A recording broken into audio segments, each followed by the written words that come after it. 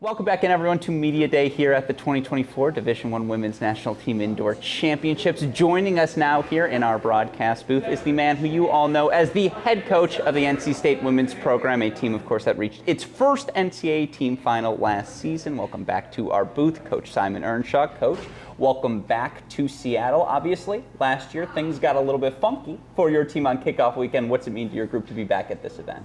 Thank you, Alex. Yeah, it's nice to be here.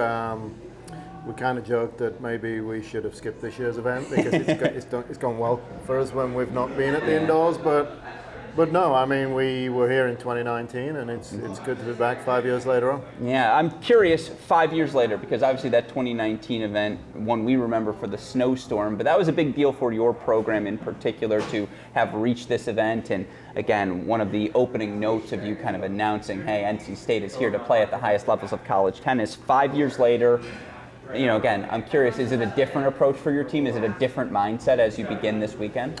Yeah, so back in 2019 was the senior year for our first class for Bianca, Claudia, and Amanda.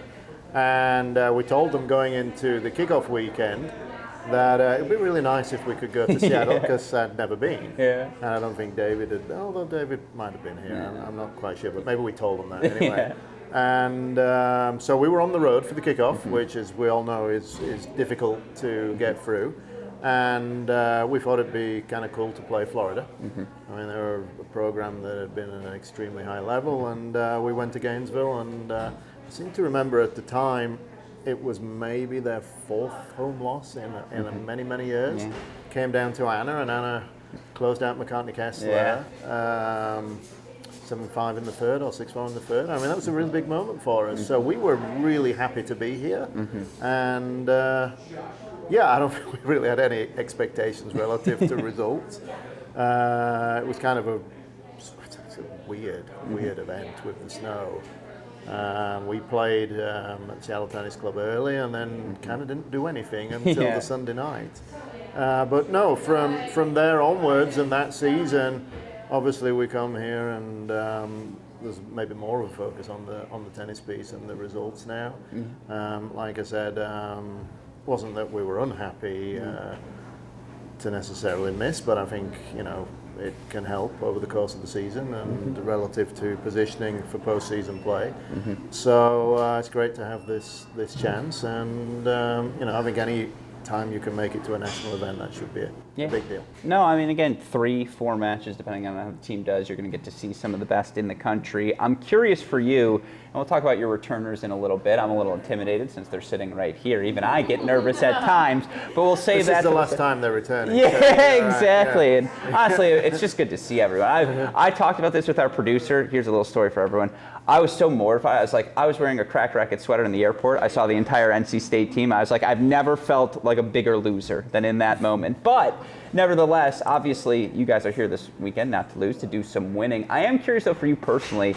I feel like it's been a while since you've coached freshmen. Like, I feel like these past couple of teams, yeah, you brought in some newcomers, but Sophie, Gina, like they were both transfers coming in. What's been like for you to have some new freshmen, new faces on the roster this year? How's that impacted the early season energy? Yeah, in some ways, you know, these two freshmen here are the only ones that have lasted a reasonable amount of time. You know, for whatever reason, Priska and Diana were here and gone, and you know, didn't make it to be upperclassmen. And so, yeah, I mean, it's definitely added an element. I think, you know, one thing that's becoming more and more difficult is I think a lot of these freshmen come in and they underestimate the level, and they think they're gonna just kind of light it up immediately, and they quickly find out that it's pretty tough sledding. I mean, you could see with Catherine Hui in the All-American, she went 0-2 coming off a US Open Junior Championship, and so there's definitely a recalibration, and you can see that with our team. We have a lot of experience, even just from last season, with our returners, and the three freshmen have their work cut out to kind of find their way in. I think that they'll be fine long term, but kind of in the short term, it is a little bit of a challenge just to kind of assimilate them and get them as much experience as quickly as you can, especially when we have a large group, and we have 4 seniors on the team this year. So it's different, for sure. Yeah, I mean, we've been fortunate kind of not to have Yeah. a ton of freshmen. No, in a way. absolutely. And again, I'm curious for your group in particular. Familiar faces, but they're all in kind of new places. I know I texted you this privately, but I'll ask you now publicly since I have the chance.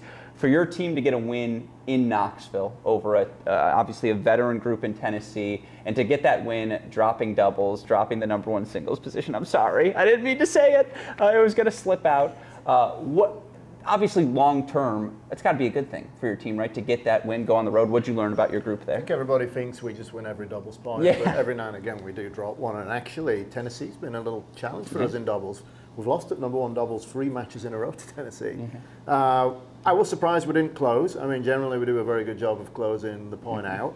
And then it got complicated, and we really had to fight. I think the best thing that happened in that match was that we did extend the match on every court that we needed to, and we gave ourselves the best chance. And it'd been a bit starved for a super competitive match, and we definitely got that there, and I think we expected it. They had a big crowd, which was great because we'd agreed to play at a time of day when it was going to be more amenable for that.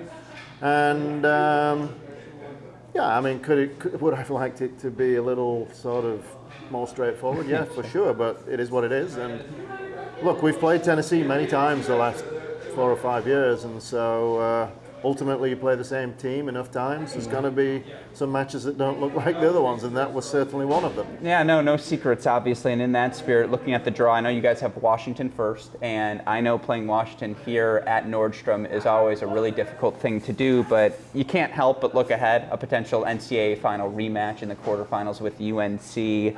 Even beyond any singular opponent, I'm curious in your mind, what's a winning weekend look like for the Wolfpack? Is it coming home with a title? Is it, again, 3 good matches? What do you want to see? So look, I mean, we were in 2019, we played Washington in the last match on the Sunday night, and they beat us. So I don't think we'll look past that. I mean, we've got to kind of get that one back, I would say. I was a little surprised at the draw, to be honest with you.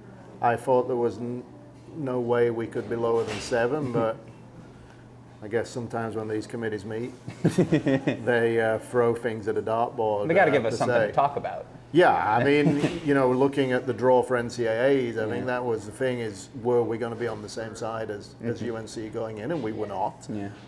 But we're not just on the same side, we're right there, yeah. So, look, I mean, we're very familiar. If we're fortunate enough to get by Washington, I guess we're going to see UNC a lot of times again this year. So I guess this will be the first time. And like I said with Tennessee, if you play teams enough times, it goes a little differently on each occasion. So I think the biggest thing is tomorrow's going to be a long day for us. We play last match on against the host team. I assume there's going to be some elements that are against us. Yeah, 1 or 2. And let's see what happens, and then we'll worry about the rest. Well, I'll be here all day, and in my mind, we're saving the best for last, is getting that matchup. And obviously, always appreciate getting the chance to watch your team play and get the chance to chat with you. So, Coach Earnshaw, good luck to you in the Wolfpack this weekend. Obviously, always a pleasure to get the chance to